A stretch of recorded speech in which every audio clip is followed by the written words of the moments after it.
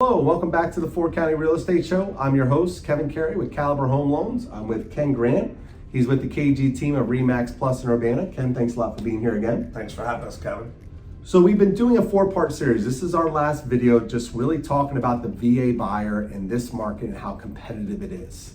So look, we don't name any names on this show, but obviously we get a lot of veterans who come across who are with big national companies, right? Or companies that are specialized in VA buyers.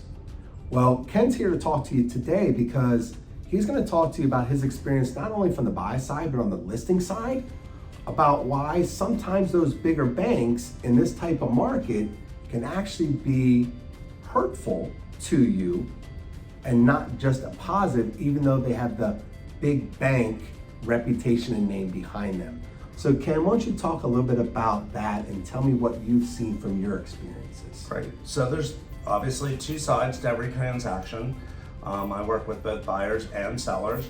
As a buyer's agent, working with a veteran, trying to obtain a house with some of these bigger bank companies or nationwide companies, they're not as quick on getting their loans together. We're finding that they tend to have more of an appraisal problem. They're not localized, so therefore we find a lot of their appraisals have been coming in way shorter than local banks, local mortgage companies that have the same products.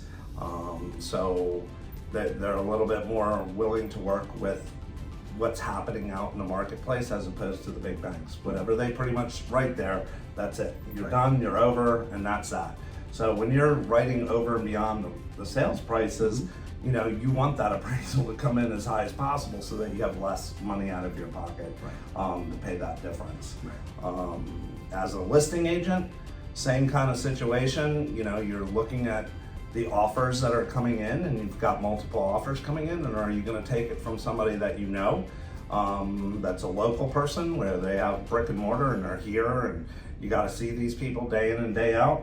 Absolutely, it makes a big difference than somebody that you can't reach who's on a cell phone in the Midwest when you're looking on the East Coast, and you can't get them on the phone, or their time difference makes a difference in whether or not you get a letter on time to present your offer. I mean, there's just all kinds of things. So definitely working with somebody like Kevin will help you long term. He's always available.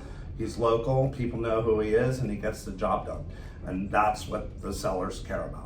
Well, thank you, Ken. I'll give you that $20 later for that quick promo. Thank you. But look, I guess what we're trying to tell you is this, is that, and then I'm going to go one step further because Ken, we were talking off camera about a buyer who was moving from the Midwest here to the East Coast. Correct. Got pre-qualified with a big bank locally. Correct. And said, hey, look, we can cover the entire United States. I can cover your transaction in Maryland. They were provided with some estimates and numbers. That's correct. And then when they met with you, you gave them a real education in terms of what it costs to buy a home here in Maryland compared to the Midwest. Go just real briefly. We're already laughing, but this happens a lot. Tell me a little bit about that story and that client. A lot of, unfortunately, in our area, we're in the DC metropolitan area, and other than New York, California, and your bigger cities, we have some of the highest closing costs in the area. Unfortunately, most of the lenders don't have that right information because most of those people are either a flat fee or they are about 1%, where in our area it's 3.5%. So you're looking at a $400,000 house, you're looking at almost $12,000 roughly in closing costs, and when they were getting their estimates from out of area lenders, they're looking at like $2,500. Right. So who's going to pay that $10,000? It's you.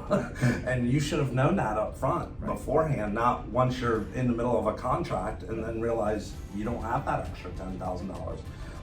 It can put you in a really bad spot. You need to make sure that your numbers are clear to the area that you're working in. Well, Ken, thanks a lot. I mean, what we're trying to tell you at the end of the day, look, you can obviously choose whoever you want, okay?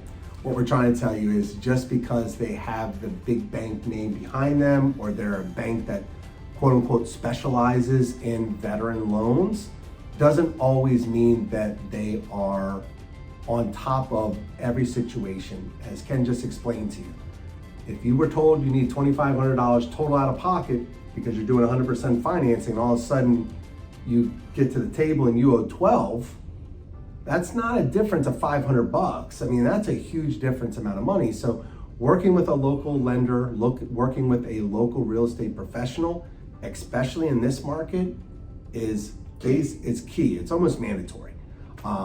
Ken, look, thanks again for being here.